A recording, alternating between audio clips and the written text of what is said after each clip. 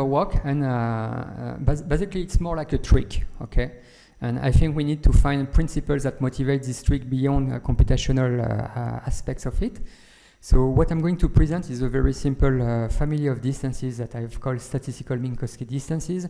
And the main idea is that whenever you deal with Gaussian mixture models, you're already asking yourself, how can I compare some GMMs? And if you take the usual information theoretic measures like Kullback-Leibler divergence, you don't have closed form solution.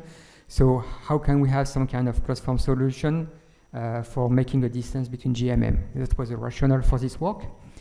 I may say that in our community, we kind of mix terminology of common words like dissimilarity, distance, and divergences. So I just want to give a few words on that. So basically, when we want to measure the separation between two objects of same type, we talk about a dissimilarity. So dissimilarity is just satisfying the law of the indecinables. And distance has been used in the mathematical community as a metric distance that satisfies the metric axiom usually, but now it's loosely used by our community for a synonym for dissimilarity. So dissimilarity and distance are two synonyms.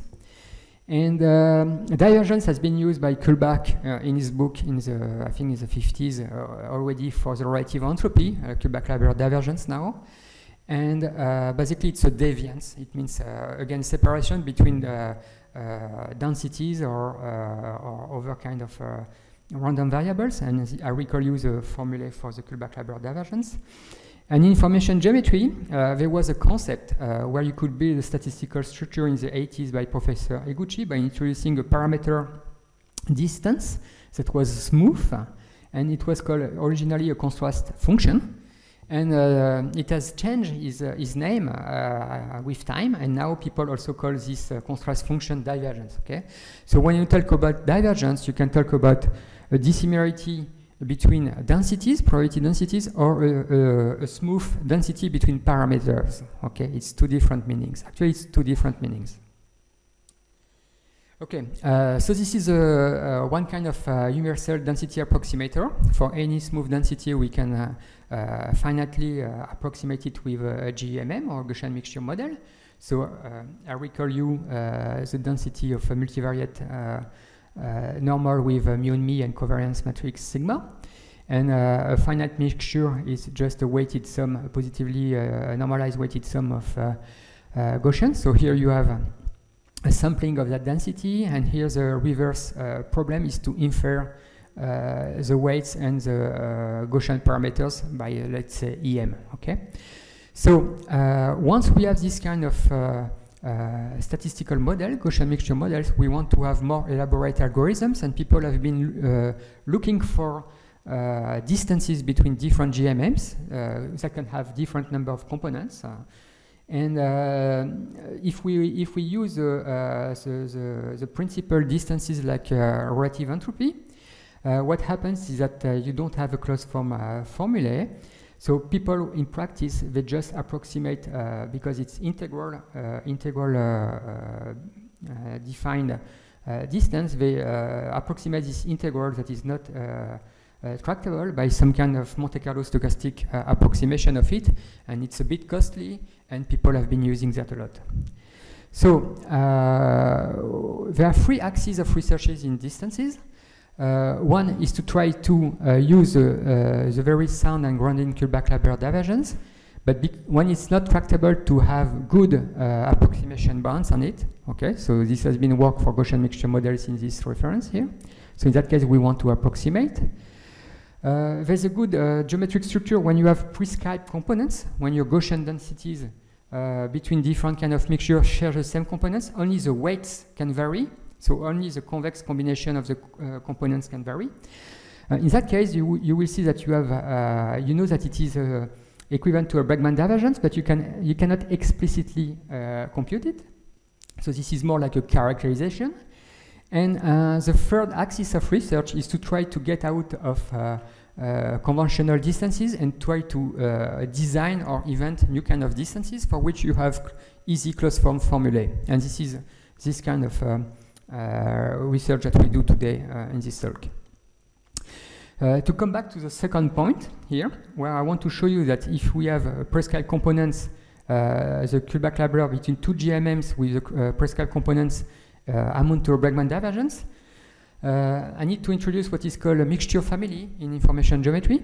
So in information geometry, if you take a set of linearly independent function f and c, fi and c like that, and you make the convex combination of that, you have a mixture family, and in particular, the statistical mixture with prescribed components can be casted as a mixture family.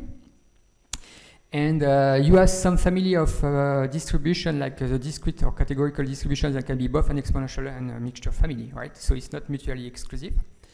The good point is that if you have a mixture family, like this is an example here, you have the components for order 2. So you have, let's say, one Gaussian prescribed component and a Laplace, I think Laplace green prescribed components. And here you have two, in bold, black and gray, two mixture densities with prescribed components but different weights. Okay. And here this is another example with three prescribed components. So I think it's Gaussian, Cauchy, and Laplace. And you can see again in gray and black two densities, two mixture densities from convex combination of those three prescribed components. The thing is that if you take the negative Shannon entropy of your mixture family, statistical mixture family with prescribed components, then you will find a potential function that you can prove that is a convex function. So it's a Bregman generator again. And you, because we know that in a dually flat space that is induced by that structure, the canonical divergence is a Bregman divergence. You will find that this Bregman divergence amounts to the Kullback library divergence. So if the GMM share prescribed components but only vary with Gaussian weights, you know that it is equivalent to a Bregman divergence. The problem here is that you need to compute this thing in closed form, but you cannot because of the log sum again here. Okay, so you have a characterization. Sometimes you can play with it because using properties of Bregman in clustering, like for example, the centroid is a center of mass independent of f. Then you can bypass this technical computational intractability in some algorithms. So there are some techniques that are described here that use this property. So what we will do is we will design a new distance, a new family of distances, and they are based on some kind of inequality. This has been done in the past for the Cauchy-Schwarz inequality. So I recall here the Cauchy-Schwarz inequality. And people have been designing what has been called Cauchy-Schwarz divergence as follows. So you have the equality. You can rewrite it as the left-hand side is less or equal than right-hand side.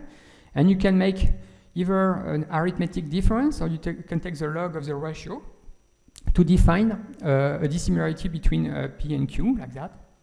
And in that case of the Cauchy inequality, this has raised to the so-called Cauchy-Schwarz divergence, okay?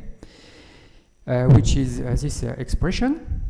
And the good point of it is that if you take exponential families again, like a Gaussian family, and if they have a natural parameter space that is a cone, then you can compute this thing in a closed form very easily.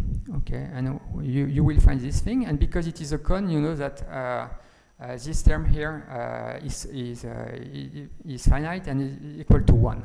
Okay, so this is why you need to have this condition on the cone natural parameter space.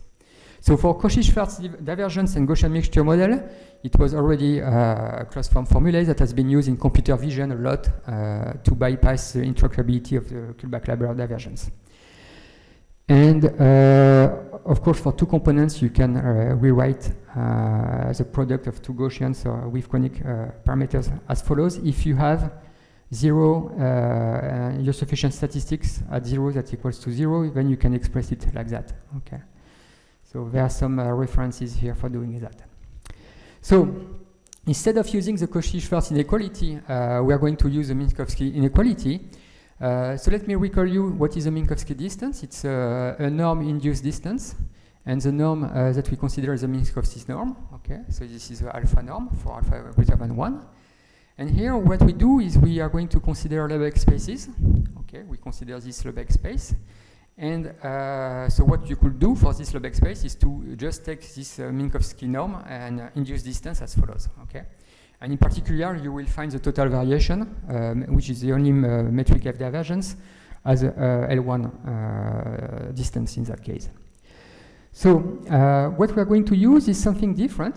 We are going to use for the Lebesgue space here this inequality, that can be also written in this thing. And based on that, we are going to define two new kind of Minkowski distances, and to differentiate it with usual Minkowski norm-induced stuff, I'm going to call them statistical Minkowski distance. And of course, I can measure the gap in the inequality in many ways, but two usual ways is making the difference, arithmetic difference, or taking the log ratio between the left-hand side and right-hand side. And the good point of that distance is that for this the Minkowski distance d, it is homogeneous. So if you multiply by lambda p and q, you will have lambda of your distance. And here it is scale invariant, like Itakura Saito divergence, for the log ratio distance between the lambda will cancel on the numerator and the numerator. Okay. So sometimes people want to have scale invariant distance, like in speech processing, for example. So to get a closed form for exponential family with a conic natural parameter space, I introduce this integral here. So it's a weighted geometric mean integral, I, that you can define as this integral over this geometric product. Okay. Here, my alpha belongs to the positive quadrant. It's not necessarily normalized to 1, so it's alpha just a positive vector for each component positive. And if you carry out the simple calculation, you will find that this integral equals to these things, provided that you have this that belongs to the natural parameter space. Okay, and this is very easy proof. It's just a 3 lines. You make the explicit definition, so you plug the exponential family density here. And then what you want to do is you add those two terms that equals to 0, you add and remove that term. And now you just shuffle a bit the order of the things so that you can make appear this thing. And if you have by hypothesis that this belongs to your natural parameter space, then you know that the density integrated for an exponential family is 1. And this cancels out and you just get this thing, okay? So this is very easy and usual technique for having distances on exponential families.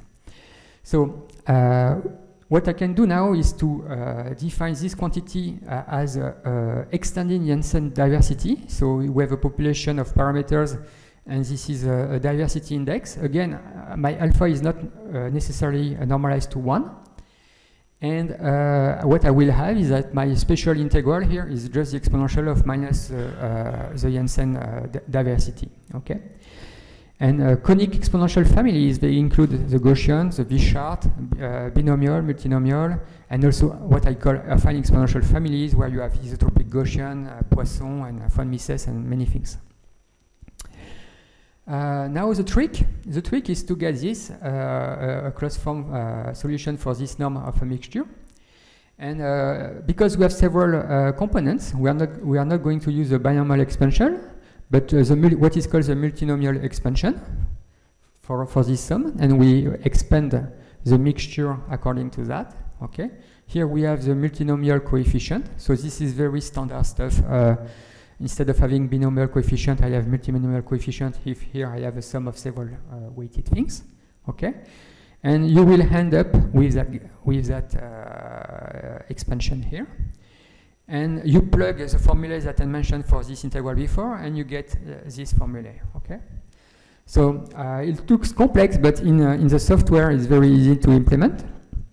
And you need to compute the multinomial coefficient, so you can do it even by a generalization of Pascal triangle that is called Pascal simplex, or you can do something better, that is by programming nested iterated loops, and you have this kind of loops here. So it takes some time to find out that this is working, okay? But this is much faster than using a recursive definition of Pascal simplex for multinomial coefficients.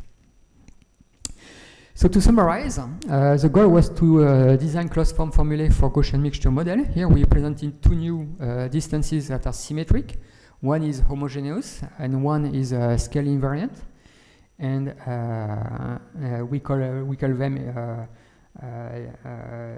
statistical Minkowski distances or log ratio statistical Minkowski distance. Okay, thank you.